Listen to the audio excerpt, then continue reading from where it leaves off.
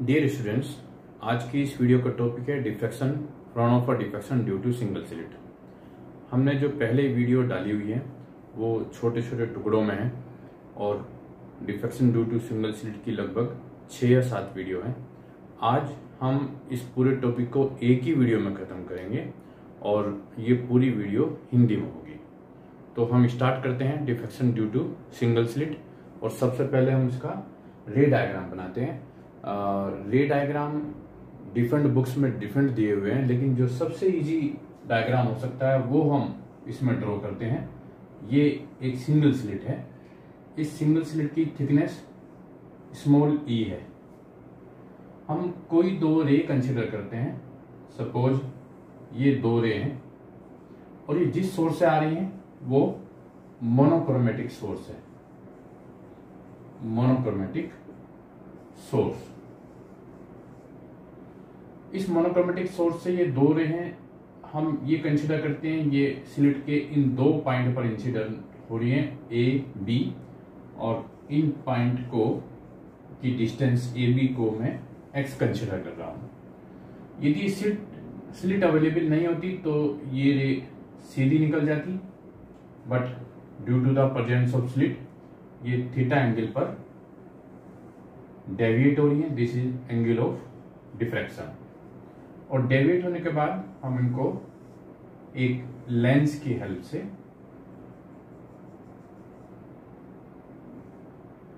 Converge कर लेते हैं, जो स्क्रीन पर जाकर सुपर इम्पोज होती है। This is screen. Suppose this is a point P। इस पॉइंट के ऊपर डिफ्रैक्शन होगा और ये थीटा एंगल ऑफ डिफ्रैक्शन है। यहां से इस डिस्टेंस को हम कैपिटल D कंसीडर करते हैं। और यदि ये इस स्लिट का सेंटर है जो ओरिजिनल सोर्स को रिप्रेजेंट करता है, क्योंकि स्लिट को हमने सोर्स से इल्यूमिनेट किया है, तो यदि ये ओरिजिनल सोर्स को रिप्रेजेंट कर रहा है या यदि इसको हम ओरिजिन कंसीडर करते हैं तो ये पॉइंट सेंटर को रिप्रेजेंट करता है। यदि डिफ्रैक्शन से पहले हम इन वेव्स को इंसिडेंट वेव्स का नाम देते हैं, तो डिफ्रैक्शन के बाद जो वेव्स होंगे इनको diffracted waves, these are diffracted waves, diffracted rays. और डिफ्रैक्शन से पहले ये वेव्स इंसिडेंट है, इंसिडेंट रेज। इसका मीनिंग ये हुआ कि जब तक रेज का डिफ्रैक्शन नहीं हुआ है वो इंसिडेंट है, और जब उसका डिफ्रैक्शन हो गया तो वो डिफ्रैक्टेड हो गई। इसका मतलब इंसिडेंट से डिफ्रैक्शन तक जाने में इन वेव्स की प्रॉपर्टी में चेंज आता है, और वो प्रॉपर्टी में क्या चेंज आता है ये हमें यहां देखना है। सपोज इंसिडेंट वेव्स की equation y equal to a cos omega t है। हम a cos ओमेगा t भी ले सकते हैं, हम a sin ओमेगा t भी ले सकते हैं। तो हमने यहाँ पर a cos ओमेगा t ली है, जो हमें ये बता रहा है कि डिफ्रैक्शन से पहले रे का एम्पलीट्यूड a है, और y equal to a cos omega t वाली वेव जब इस पर इंसिडेंट हो रही है वो थीटा एंगल से डेविएट हो रही है, डिफ्रैक्ट हो रही है। तो हमें ये देखना है कि इन दोनों रे में, सपोज ये वन रे है, ये सेकेंड रे है, ये दोनों डिफ्रैक्टेड रे हैं। इन दोनों डिफ्रैक्टेड रे में अगर हम सामने से देखते हैं तो हमें पता चल रहा है कि इन दोनों में एक पाथ डिफरेंस है। और पाथ डिफरेंस को निकालने का हमने प्रीवियस आर्टिकल्स में भी जो तरीका है वो ये है कि हम पॉइंट A से एक परपेंडिकुलर सेकेंड रे पे ड्रॉ करते हैं। ये हमने एक परपेंडिकुलर ड्रॉ किया और ये एंगल थीटा है, तो ये एंगल 90 माइनस थीटा होगा। ये AB है, तो ये जो एंगल होगा ये एंगल ये थीटा होगा, ये एंगल भी थीटा होगा इस जगह, ये वाला एंगल यानी AB। और ये जो हमने परपेंडिकुलर ड्रॉ किया है ये वाला एंगल थीटा है, क्योंकि ये एंगल थीटा है। ये 90 माइनस थीटा हो जाएगा, क्योंकि ये और ये 90 डिग्री है। ये 90 माइनस थीटा है तो ये पूरा 90 है, तो ये थीटा हो गया। यदि ये थीटा हो गया, मैंने इसके ऊपर परपेंडिकुलर डाला, तो सपोज ये पॉइंट M है, तो ये डिस्टेंस है BM। ये हमें देखने पर पता चल रहा है कि सेकेंड रे फर्स्ट रे के कंपेरिजन में BM डिस्टेंस ज्यादा चली है। सेकेंड डिफ्रैक्टेड रे फर्स्ट के कंपेरिजन में BM डिस्टेंस ज्यादा पाथ उसने कवर किया है, या आप ये कह सकते हैं BM distance represents the path difference, path difference between रे 1 एंड 2। इन दोनों रे के बीच में bm पाथ डिफरेंस है। और यदि ये bm पाथ डिफरेंस है, इस ट्राइंगल में हम यदि साइन थीटा लेते हैं तो साइन थीटा क्या हो जाएगा, sine theta should be bm upon ab, bm upon ab। और bm यानी पाथ डिफरेंस हमारे पास आ जाएगा bm equal to ab sine theta. ये जो पाथ डिफरेंस है वो ab साइन थीटा होगा। ab हमने ऑलरेडी x कंसीडर किया हुआ है, तो ये हमारे पास आ जाएगा x साइन थीटा। ये पाथ डिफरेंस आ गया। और जहां कहीं भी रेज में पाथ डिफरेंस होता है वहां पर फेज डिफरेंस भी होता है। तो फेज डिफरेंस और पाथ डिफरेंस का रिलेशन हमें पता है, phase difference equal to 2 pi by lambda into path difference. This is relation between phase difference and path difference. And 2 pi by lambda path difference हो जाएगा x साइन थीटा। तो phase difference इन दोनों rays में, ये दोनों रे diffracted raise में हो गया 2 pi upon lambda x sine theta. इसका मीनिंग ये हुआ कि जब ये रे डिफ्रैक्ट होगी तो यहाँ जो कोस ओमेगा टी है, इस ओमेगा टी में एक फेज डिफरेंस डेवलप हो जाएगा। डिफ्रैक्शन से पहले कोस ओमेगा टी है, यहाँ पर कोई फेज डिफरेंस नहीं है, लेकिन डिफ्रैक्शन के बाद ये फेज डिफरेंस डेल्टा फाई होगा। यानी कोस ओमेगा टी की जगह पर आना चाहिए after diffraction cos omega T plus delta phi. ये कोस ओमेगा टी की जगह पर होना चाहिए, डेल्टा फाई फेज डिफरेंस आ गया। डिफ्रैक्शन से पहले ये एम्पलीट्यूड है ए, ये कांस्टेंट है, ये हमें यहां नजर आ रहा है कि ये कांस्टेंट है। लेकिन डिफ्रैक्शन के बाद ये कांस्टेंट भी हो सकता है, वेरिएबल भी हो सकता है, इसकी हमें जानकारी नहीं है and we consider it variable. तो हम a की जगह पर a dx कंसीडर करते हैं। a dx एम्पलीट्यूड का वेरिएबल फॉर्म है, क्योंकि यदि एक ये वेव है y इस डायरेक्शन में है तो x इस डायरेक्शन में होगा, और ये कंटिन्यूसली y वेरिएबल होता है। जब y कांस्टेंट मैक्सिमम होता है तब ये कांस्टेंट हो जाता है, यानी एम्पलीट्यूड हो जाता है। तो जो एम्पलीट्यूड की डायरेक्शन होती है वो x डायमेंशन में होती है अगर y इस डायमेंशन में होता है, क्योंकि ये प्रोपेगेशन को रिप्रेजेंट कर रहा है। इसलिए हम इसका वेरिएबल पार्ट dx कंसीडर करेंगे, तो एम्पलीट्यूड का जो वेरिएबल होगा वो a dx हो जाएगा। तो a dx a की जगह पर हमने a dx ले लिया, कोस ओमेगा टी की जगह पर cos omega T plus delta phi, and it should be equal to dy। y की जगह पर अब ये dy आ जाएगा। तो बिफोर डिफ्रैक्शन जो equation y equal to a cos omega T थी, वो after diffraction dy equal to a dx cos omega T plus delta phi हो जाएगी। और बेसिकली हमें y कैलकुलेट करना है, तो हमें इस इक्वेशन को सोल्व करना होगा, यानी dy का हमें इंटीग्रेशन लेना होगा, या हम ये कह सकते हैं y equal to integration of dy या integration a cos omega T plus delta phi dx। ये हमारी इक्वेशन हो जाएगी जब रे डिफ्रैक्ट हो जाएगी। इस इक्वेशन को जब हम सोल्व करते हैं तो हमें इस इक्वेशन को पूरी स्लिट के लिए सोल्व करना है। अभी हमने केवल दो रे को कंसीडर किया है, जिन दो रे की डिस्टेंस x है और ये वेरिएबल डिस्टेंस है। ये a भी इससे ज्यादा भी हो सकते थे, इससे कम भी हो सकते थे, लेकिन अभी हमें जो कंसीडर करना है, हम वो पूरी स्लिट, यानी जो स्लिट यहां से स्टार्ट हुई है और यहां तक है, इस पूरी स्लिट को कवर करना है। यानी वो सभी रेज जो इस स्लिट से पास आउट हो रही है उनको हम कंसीडर करेंगे। यहाँ इस स्लिट की हम थिकनेस हमने स्मॉल ई, ये स्मॉल ई कंसीडर किया है। ये ओरिजिन है, सेंटर, ओरिजिन से नीचे e/2 स्लिट है और ओरिजिन के ऊपर भी e/2 स्लिट है। यदि ओरिजिन के नीचे की स्लिट को माइनस e/2 से रिप्रेजेंट करते हैं तो उसके ऊपर की स्लिट को हम प्लस e/2 से रिप्रेजेंट करेंगे। यानी यदि मैं लिमिट माइनस e/2 से प्लस e/2 लेता हूं तो ये पूरी स्लिट कवर हो जाती है, यानी वो टोटल रेज जो इस स्लिट से पास आउट हो रही है वो इसमें कंसीडर हो जाएंगी। तो हमने इसकी लिमिट ले ली minus e/2 two plus e/2। अब हम इस इक्वेशन को सोल्व करेंगे। इस इक्वेशन को सोल्व करने पर हमें डिफ्रैक्टेड वेव की इक्वेशन मिलेगी। वो रे सभी जो इस स्लिट से पास आउट हो रही है। तो मैं ये डायग्राम इरेज कर देता हूं।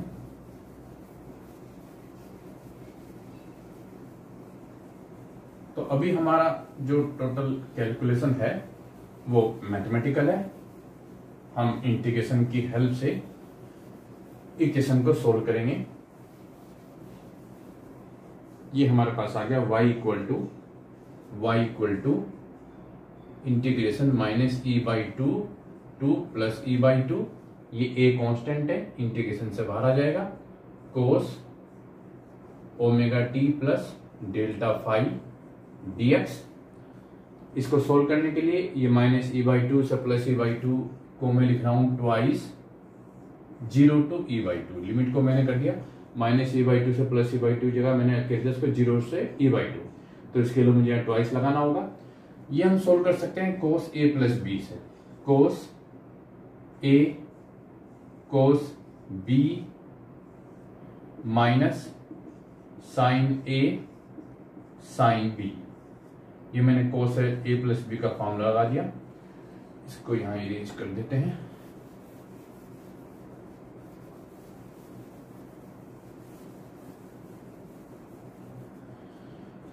इसको अलग अलग कर लेते हैं।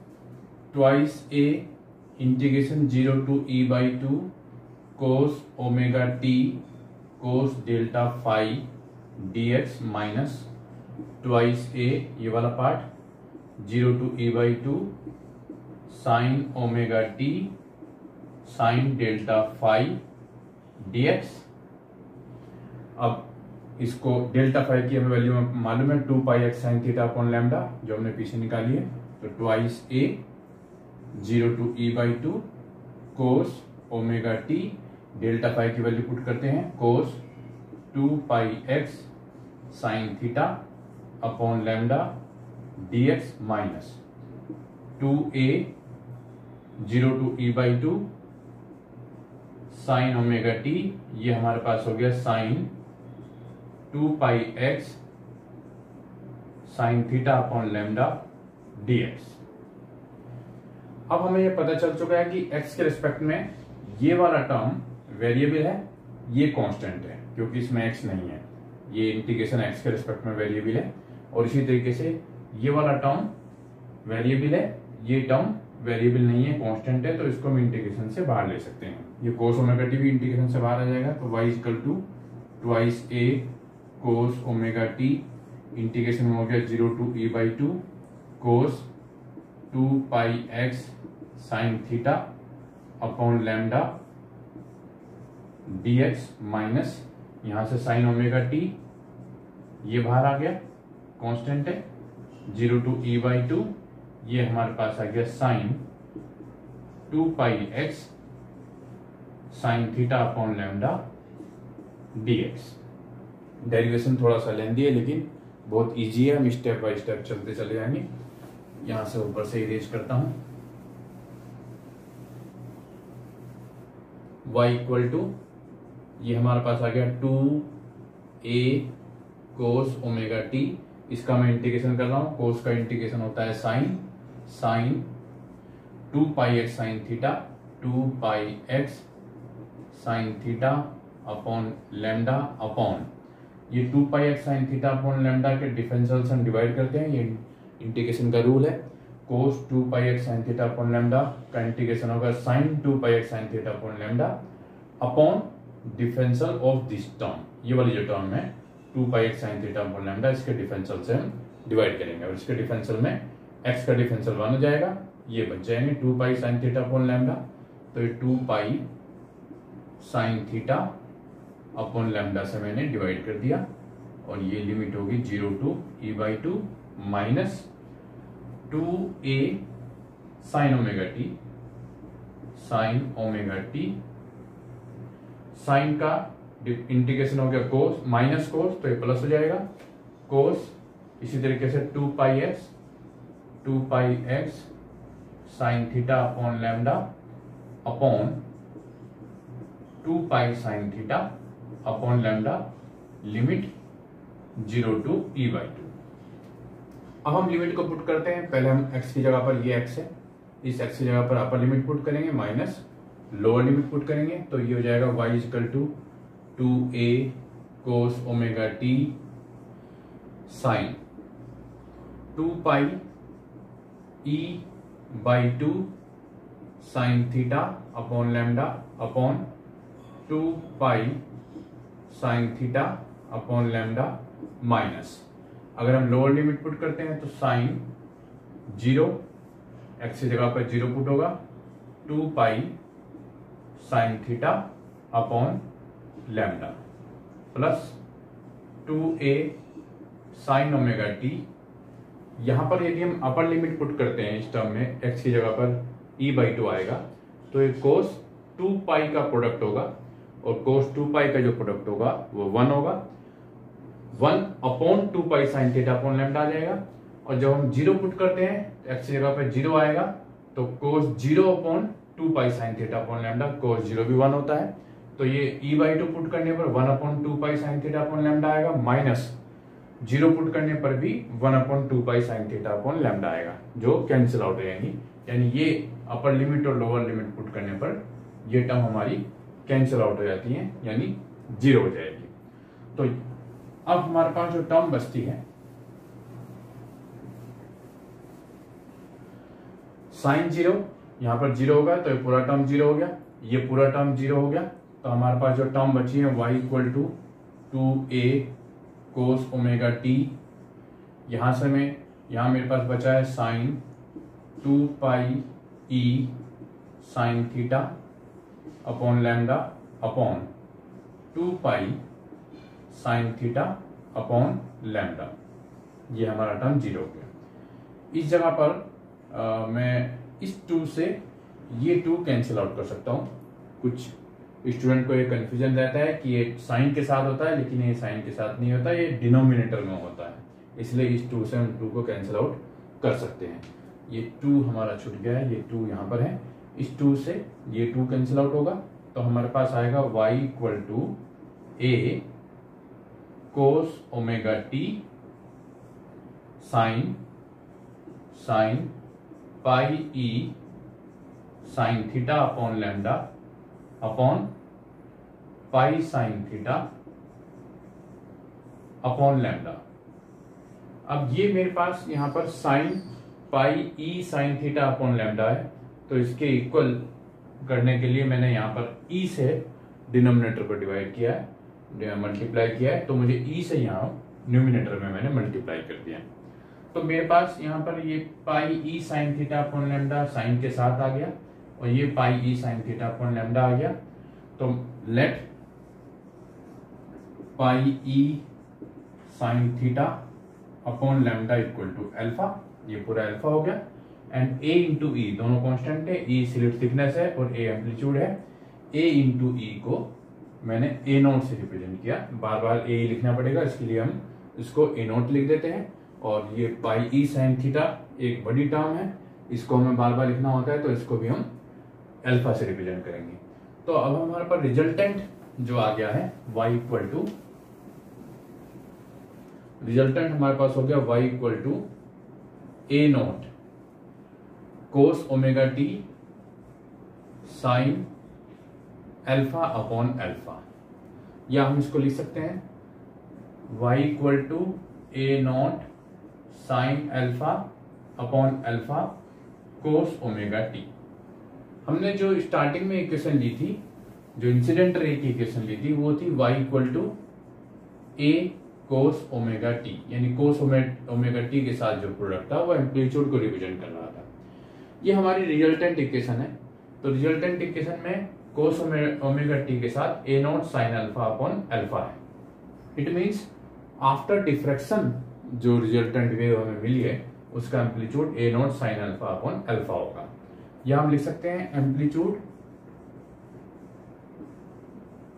एम्पलीट्यूड ऑफ रिजल्टेंट रेज, ये हो जाएगा a naught sine alpha upon alpha, ये रिजल्टेंट एम्पलीट्यूड होगा।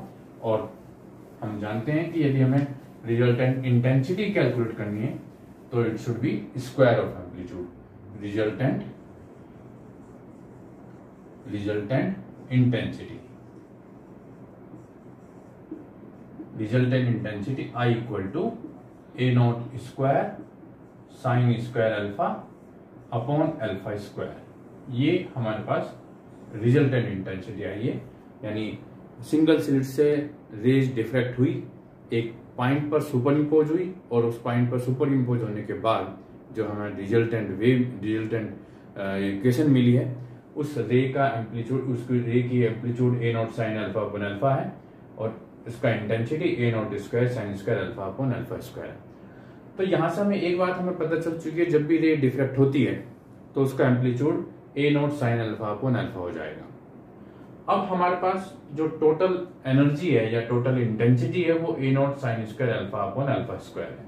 यहां तक एक पार्ट हमने कंप्लीट कर लिया है रिजल्टेंट इंटेंसिटी कैलकुलेट करने का। अब हमें इस इंटेंसिटी को डिस्ट्रीब्यूट करना होता है और डिफ्रैक्शन फिनोमेना में जो इंटेंसिटी डिस्ट्रीब्यूशन होता है वो नॉन यूनिफॉर्म होता है, यानी कुछ जगह पर बहुत ज्यादा इंटेंसिटी होती है और कुछ जगह पर इंटेंसिटी बहुत कम होती है। तो जो इंटेंसिटी डिस्ट्रीब्यूशन होता है वो प्रिंसिपल मैक्सिमा, प्रिंसिपल मिनिमा और डिफरेंट ऑर्डर्स के सेकेंडरी मैक्सिमा के फॉर्म में डिस्ट्रीब्यूशन होता है। जो जितनी भी इंटेंसिटी हमें डिस्ट्रीब्यूट करनी है वो ये इंटेंसिटी होगी a naught sine square alpha upon alpha square, जिसको हमें डिस्ट्रीब्यूट करना है। तो now distribution of intensity, distribution of intensity. तो सबसे पहला जो डिस्ट्रीब्यूशन है दिस इज प्रिंसिपल मैक्सिमा। यदि हमें प्रिंसिपल मैक्सिमा को कैलकुलेट करना है तो ये हमें प्रिंसिपल मैक्सिमा चाहिए। It means denominator should be minima, ये अल्फा की वैल्यू को मिनिमा होना चाहिए। तो for intensity principal maxima alpha should be minimum, alpha की वैल्यू मिनिमम जीरो हो सकती है, तो अल्फा की वैल्यू 0 होनी चाहिए। अल्फा अभी हमने कंसीडर किया है pi e sine theta upon lambda, it should be equal to 0, या हम कह सकते हैं पाई ई लैम्डा तो कांस्टेंट है, theta equal to 0। Theta equal to 0 पर प्रिंसिपल मैक्सिमा होगा, यानी जो रे अनडेविएटेड सीधी निकल जाएंगी उस जगह पर प्रिंसिपल मैक्सिमा होगा। यदि हम प्रिंसिपल मैक्सिमा पर इंटेंसिटी कैलकुलेट करना चाहते हैं तो ये वैल्यू यदि मैं अल्फा इक्वल टू 0 यहां पुट करता हूं इंटेंसिटी में, इंटेंसिटी प्रिंसिपल मैक्सिमा में यदि हम ये पुट करते हैं तो it becomes a naught sine square 0 upon 0। Sine 0 होता है तो ये 0 अपॉन 0 यानी इनडिटरमिनेट फॉर्म बन जाती है, जिसको हम सोल्व नहीं कर पाएंगे। और इसको सोल्व करने के लिए हमें इसको हम सोल्व कर सकते हैं बाय एल हॉस्पिटल रूल। यदि हमें इसको सोल्व करना है यानी हमें न्यूमिनेटर और डिनोमिनेटर को अलग अलग डिफरेंशिएट करना होगा। तो इंटेंसिटी प्रिंसिपल मैक्सिमा, लिमिट क्या है इंटेंसिटी प्रिंसिपल मैक्सिमा की, अल्फा टेंड्स टू 0, तो limit is alpha tends to 0 a naught square d upon d alpha sine alpha upon d alpha alpha. Sine square alpha upon alpha square है तो इसका ये square हो गया, या a naught square तो constant हो गया, इसमें तो लिमिट अप्लाई होनी नहीं है। साइन अल्फा का डिफरेंशियल लिमिट हमारे पास है alpha tends to 0, sine alpha का डिफरेंशियल हो गया कोस अल्फा, स्क्वायर है तो कोस स्क्वायर अल्फा हो गया, और अल्फा का डिफरेंशियल हो गया 1 और ये हो गया कोस अल्फा, अच्छा अल्फा का डिफरेंशियल हो गया 1, तो 1 का स्क्वायर भी 1 हो गया। यानी हमारे पास ये वैल्यू आई है intensity principal maxima a naught square, हम लिमिट पुट करते हैं कोस स्क्वायर 0 अपॉन 1, कोस 0 1 हो गया, तो ये आ गया हमारे पास ए नॉट स्क्वायर, यानी इंटेंसिटी प्रिंसिपल मैक्सिमा की वैल्यू हो गई ए नॉट स्क्वायर। और कहीं कहीं पर हम इसको आई नॉट भी लिख देते हैं, हम ए नॉट स्क्वायर भी ले सकते हैं या इसको आई नॉट भी लिख सकते हैं। ये प्रिंसिपल मैक्सिमा की इंटेंसिटी प्रिंसिपल मैक्सिमा की वैल्यू है।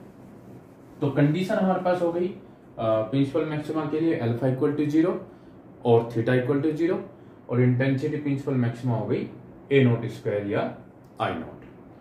सेकंड जो डिस्ट्रीब्यूशन होता है इंटेंसिटी का वो होता है प्रिंसिपल मिनिमा। हमने जो डिस्ट्रीब्यूशन करना है वो करना है I equal to a naught square sine square alpha upon alpha square का। अगर ये हमें मिनिमा चाहिए तो sine alpha should be minima. पहले हमने इसको मैक्सिमा लिया था तो ये मिनिमा हो गया, अब हमें इसको मिनिमा लेना है तो न्यूमिनेटर मिनिमा हो गया। तो for intensity principal minima sine alpha should be minimum यानी 0, और यदि साइन अल्फा 0 है तो अल्फा 0 हो गया। लेकिन यदि हम अल्फा को 0 लेते हैं तो फिर से ये प्रिंसिपल मैक्सिमम में कंडीशन बन जाएगा, क्योंकि हमने अल्फा 0 प्रिंसिपल मैक्सिमम में लिया है। इसलिए हमें साइन अल्फा को इस तरह से लेना है, we have to select sine alpha equal to 0 but in such a way that alpha is not equal to 0। Sine alpha की वैल्यू 0 होगी लेकिन अल्फा की वैल्यू 0 नहीं होनी चाहिए। इस तरह से हमें अल्फा की वैल्यू को सिलेक्ट करना है। तो अल्फा साइन अल्फा यदि 0 हो गया तो we can take it sine plus minus n pi. यहां पर हमें एन की वैल्यू वो 0 से स्टार्ट नहीं कर सकते, क्योंकि अगर हम इनकी वैल्यू 0 से स्टार्ट करेंगे तो अल्फा इक्वल टू 0 हो जाएगा। तो alpha n should be start from 1 2 3, 1 से स्टार्ट करेंगे। यानी अगर हम एन की वैल्यू 1 पुट करते हैं तो sine pi 0, sine 2 pi 0, sine 3 pi 0, sine minus pi 0, sine minus 2 pi 0, इन सब के लिए साइन की वैल्यू 0 होगी। तो एन की वैल्यू 1 2 3 होगी। एन की वैल्यू हम 0 से स्टार्ट नहीं करेंगे। इनको हम कंपेयर करते हैं तो alpha equal to plus minus n pi, alpha equal to plus minus n pi. ये कंडीशन हो गई अल्फा की प्रिंसिपल मिनिमा की। यानी प्रिंसिपल मिनिमा वहां पर होंगे जहां जहां पर alpha equal to plus minus n pi होगा। यानी अल्फा पाई जहां पर होगा, 2 पाई होगा, 3 पाई होगा, उन जगह पर सब जगह प्रिंसिपल मिनिमा होंगे। और जहां पर अल्फा की वैल्यू माइनस पाई, माइनस 2 पाई, माइनस 3 पाई होगी, उन जगह पर भी मिनिमा होगा। यदि हम इंटेंसिटी, जैसे हमने इंटेंसिटी प्रिंसिपल मैक्सिमा कैलकुलेट किया है, इसी तरीके से यदि हम इंटेंसिटी प्रिंसिपल मिनिमा कैलकुलेट करना चाहते हैं तो ये यहाँ पर ये 0 हो गया, ये 0 नहीं है। यानी अब जो इसका रेशो हो गया वो 0 आएगा, क्योंकि डिनोमिनेटर 0 नहीं है, अब इंडिटरमिनेट नहीं आएगा। यानी इंटेंसिटी प्रिंसिपल मिनिमा की वैल्यू 0। सेकेंडरी मैक्सिमा के लिए हम इंटेंसिटी को अल्फा के रिस्पेक्ट में डिफरेंशिएट करके उसको 0 पुट करते हैं, जो हमने मैथमेटिक्स में मैक्सिमा मिनिमा को कैलकुलेट करने का हमने फॉर्मूला पढ़ा है 11th या 12th में, कि जो भी फंक्शन होता है, यहाँ पर फंक्शन हमारे पास है I equal to a naught square sine square alpha upon alpha square, ये हमारे पास फंक्शन है। ये फंक्शन अल्फा के रिस्पेक्ट में वेरिएबल है, तो हम आई को अल्फा के रिस्पेक्ट में डिफरेंशिएट करके 0 पुट करेंगे। और हम आई का अल्फा के रिस्पेक्ट में डिफरेंशियल करते हैं। ये हमारे पास होगा d upon d alpha, I है a naught square sine alpha upon alpha whole square equal to 0। A naught square constant है, इसको हमने कांस्टेंट ले लिया। Sine alpha upon alpha whole square का differential 2 into sine alpha upon alpha into, अब sine alpha upon alpha का होगा denominator as it is, differential of sine alpha यानी cos alpha, minus numerator as it is यानी sine alpha as it is, alpha का differential into 1 upon square of denominator equal to 0।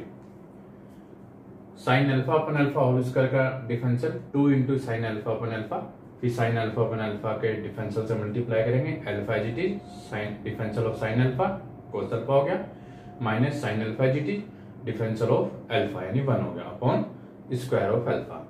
अब ये हमारे पास a square into 2 into sine alpha upon alpha into this term equal to 0 है। तो इसका meaning है कि इनमें से किसी एक टर्म का 0 होना जरूरी है। हमें मालूम है a into b into c into d equal to 0 है, तो इनमें से किसी एक ए बी सी या डी में से किसी एक का 0 होना जरूरी है। ए नॉट 0 नहीं हो सकता, क्योंकि ए नॉट ए और ई का प्रोडक्ट है, ए एम्पलीट्यूड है, ई स्लिट थिकनेस है, तो इसलिए ये जीरो नहीं होगा, क्योंकि एम्पलीट्यूड यदि जीरो हो गया तो वेव जीरो हो जाएगी, और स्लिट थिकनेस यदि जीरो हो गई तो फिर डिफ्रैक्शन होगा ही नहीं। साइन अल्फा अपन अल्फा को यदि हम जीरो लेते हैं तो ये प्रिंसिपल मिनिमा की कंडीशन है। अब हम सोल्व जो कर रहे हैं वो सेकेंडरी मैक्सिमा को कर रहे हैं, इसलिए साइन अल्फा अपन अल्फा भी जीरो नहीं हो सकता, इसलिए यदि जीरो होगा तो यही टर्म होगी alpha cos alpha minus sine alpha upon alpha square equal to zero, या हम लिख सकते हैं alpha cos alpha minus sine alpha equal to zero, और ये हो जाएगा alpha cos alpha equal to sine alpha, cos alpha नीचे ले आइए, alpha equal to sine alpha upon cos alpha, या ये हो गया टेन अल्फा। हम कह सकते हैं y इक्वल टू, अगर y इक्वल टू लेने तो y equal to alpha equal to tan alpha, यानी जहां पर अल्फा और टेन अल्फा सेटिस्फाई होंगे, इंटरसेक्ट होंगे, वहां पर सेकेंडरी मैक्सिमा होगा, या हम ये कहेंगे y इक्वल टू अल्फा और y equal to tan alpha, ये दो कर्व एक दूसरे को जिन जिन पॉइंट्स पर इंटरसेक्ट करते हैं उन सभी पॉइंट्स पर सेकेंडरी मैक्सिमा में मिलता चला जाएगा। तो y इक्वल टू अल्फा और y equal to tan alpha का कर्व हम देखते हैं कैसा आता है। ये एक्सिस है, y इक्वल टू अल्फा एक स्ट्रेट लाइन होगी जो ओरिजिन से पास आउट होगी, y equal to m x plus c में c जीरो हो गया यानी सेंटर से पास आउट होगा, m y equal to alpha में 1 हो गया यानी ये 45 डिग्री पर ओरिजिन से पास आउट होने वाली एक लाइन होगी, ये y इक्वल टू अल्फा को रिप्रेजेंट करेगी।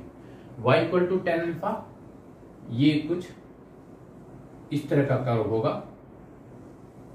y equal to tan alpha,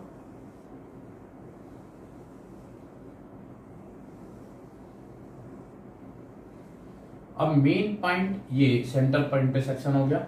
centre पर इंटरसेक्शन प्रिंसिपल मैक्सिमा को रिप्रेजेंट करता है, यानी यहां पर प्रिंसिपल मैक्सिमा होगा, प्रिंसिपल मैक्सिमा।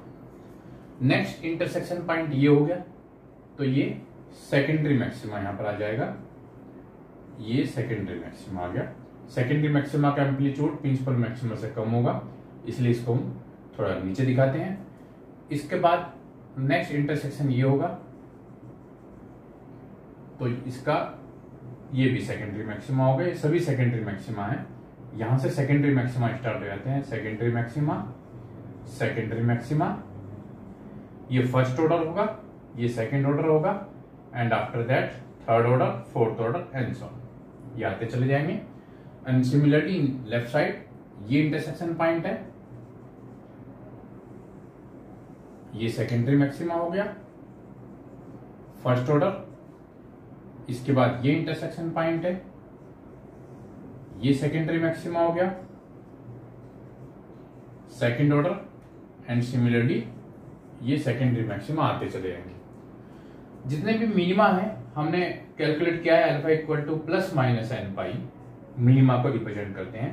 इसका मतलब ये यदि प्रिंसिपल मैक्सिमा है तो ये फर्स्ट मिनिमा होंगे, यानी pi n equal to 1 pi minus pi, n equal to यदि मैं 1 लेता हूं तो अल्फा पाई माइनस पाई, क्योंकि ये जो एक्सिस है वो अल्फा को रिप्रेजेंट करती है। यहां पर एन की वैल्यू 2 होगी तो ये 2 पाई और ये माइनस 2 पाई इसको रिप्रेजेंट करता है। इसके बाद ये 3 पाई और इस जगह पर ये माइनस 3 पाई। पाई और 2 पाई में जो मैक्सिमा होगा वो 3 पाई बाई 2 होगा, 2 पाई 3 पाई में 5 पाई बाई 2, इनका average 7 pi by 2, and similarly left side minus 3 pi by 2, minus 5 pi by 2, minus 7 pi by 2, और सेंटर पाई बाई 2। तो pi by 2, 3 pi by 2, 5 pi by 2 ये प्रिंसिपल मैक्सिमा है। Left side में minus 3 pi by 2, minus 5 pi by 2, minus 7 pi by 2, और पाई 2 पाई 3 पाई left side में minus pi, minus 2 पाई, minus 3 पाई। तो ये x axis में अल्फा है और वाई एक्सिस में इंटेंसिटी आई। तो इसलिए जो इंटेंसिटी डिस्ट्रीब्यूशन, इसका नाम होता है इंटेंसिटी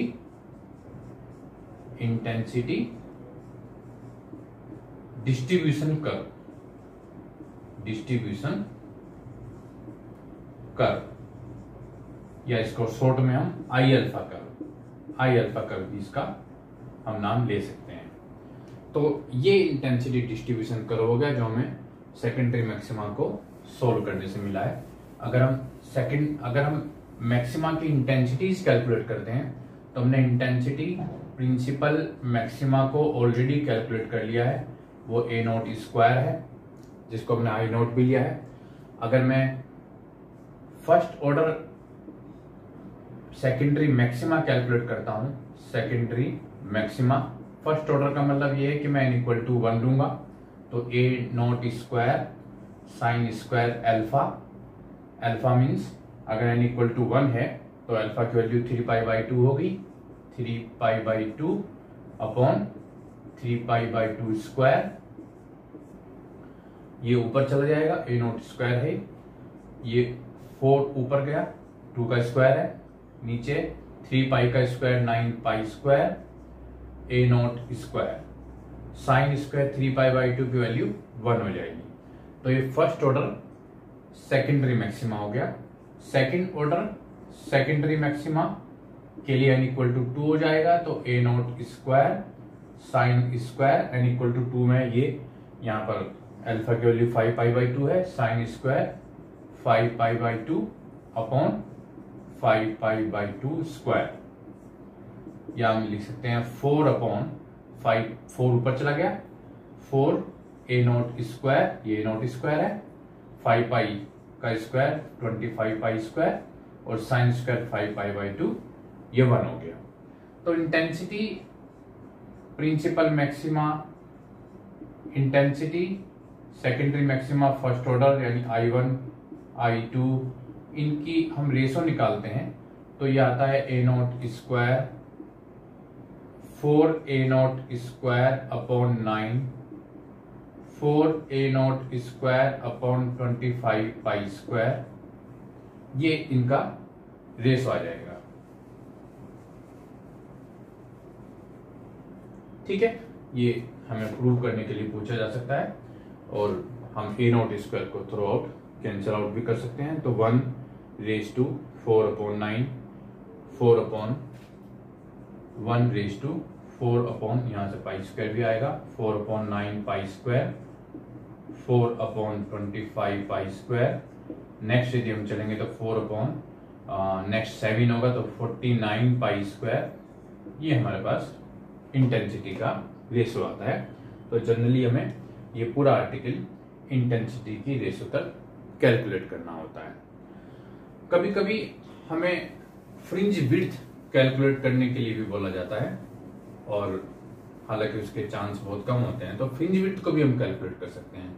हमने स्टार्टिंग में जो डायग्राम बनाया है वो कुछ इस तरह का डायग्राम है कि ये थीटा एंगल पर डेविएट हुई है, ये स्क्रीन है। अगर हम इसको कैपिटल डी लेते हैं, ये हमारा सपोज सेंटर है, ये स्लिट है पी, फ्रिंज है, इसको आप स्मॉल आर ले लेते हैं तो थीटा की value small r upon capital d होगी, और थीटा क्योंकि बहुत स्मॉल होता है तो हम उसको साइन थीटा भी लिख सकते हैं, तो ये साइन थीटा की वैल्यू भी स्मॉल आर अपॉन डी होगी। और हमने ये देखा है कि प्रिंसिपल मिनिमा की कंडीशन है e sine theta equal to n lambda, first order के लिए एन की वैल्यू 1 होगी तो इक्वल टू 1, तो साइन थीटा यहां पर हमारे पास आ जाता है लैम्डा अपॉन ई। तो साइन थीटा यदि लैम्डा अपॉन ई है, यहां पर sine theta small r upon d है, तो lambda upon e equal to small r upon capital d, या यहां से स्मॉल आर हमारे पास आ गया, small r lambda into capital d, lambda into capital d upon small e. और यदि ये थीटा एंगल से ऊपर की तरफ गया है तो डिफ्रैक्शन है, तो थीटा एंगल से ये नीचे की तरफ भी जाएगा, यानी स्मॉल आर नीचे की तरफ भी होगा। तो जो टोटल फ्रिंज विड्थ होगी वो ये टोटल फ्रिंज विड्थ होगी। तो फ्रिंज, इसको मैं इरेज कर देता हूं, फ्रिंज विड्थ या फ्रिंज स्प्रेड, कुछ भी इसको कहा जा सकता है, it should be equal to 2r, और 2r का मतलब हो गया ट्वाइस लैम्डा कैपिटल D अपॉन स्मॉल e। ये इतनी फ्रिंज स्प्रेड हो सकती है जो वेवलेंथ के ऊपर, सोर्स और स्क्रीन के डिस्टेंस के और स्लिट थिकनेस के ऊपर डिपेंड करती है। यानी यदि स्लिट की थिकनेस कम होगी तो फ्रिंज विड्थ यानी फ्रिंज का स्प्रेड ज्यादा होता चला जाएगा। ये हम एक तरीके से और देख सकते हैं कि यदि हम ये देखते हैं, अभी हमने जो बात की है E sin theta equal to n lambda, में यदि मैं साइन थीटा को लिखता हूं तो ये लैम्डा अपॉन E हो गया।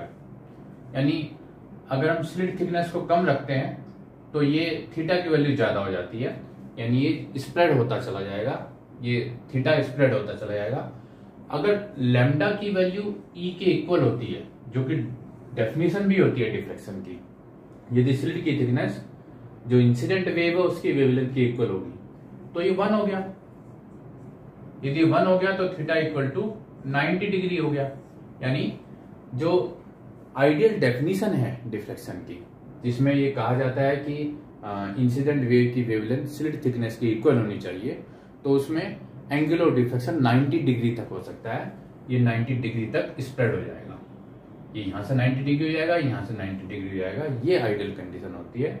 तो इसलिए हम एक अच्छा डिफ्रैक्शन यदि चाहते हैं, आइडियल डिफ्रैक्शन के लिए स्लिट की थिकनेस मिनिमम यानी नैरो होनी चाहिए, और उसके साथ साथ जो डेफिनेशन है उस डेफिनेशन की कंडीशन को सेटिस्फाई करते हैं तो ये थीटा इक्वल टू 90 डिग्री हो जाता है। तो हमने इस लेक्चर में, एक ही लेक्चर में इंटेंसिटी, रिजल्टेंट इंटेंसिटी को भी कैलकुलेट किया, हमने प्रिंसिपल मैक्सिमा को कैलकुलेट किया है, हमने सेकेंडरी में प्रिंसिपल मिनिमा को कैलकुलेट किया है, सभी ऑर्डर के सेकेंडरी मैक्सिमा भी कैलकुलेट किए हैं, और उसके साथ साथ हमने ये भी बताया कि फ्रिंज स्प्रेड किस कंडीशन में होती है और ये हम क्यों स्लिट की थिकनेस को नैरो रखते हैं। तो एक ही वीडियो में हमने कवर किया है। आप में से काफी स्टूडेंट्स ने ये रिक्वेस्ट की थी कि इस पूरे डेरिवेशन को विद एप्लीकेशन एक ही वीडियो में कवर किया जाए और हिंदी में कवर किया जाए, तो मैंने एक ही वीडियो में पूरा सब कुछ ये कवर किया है।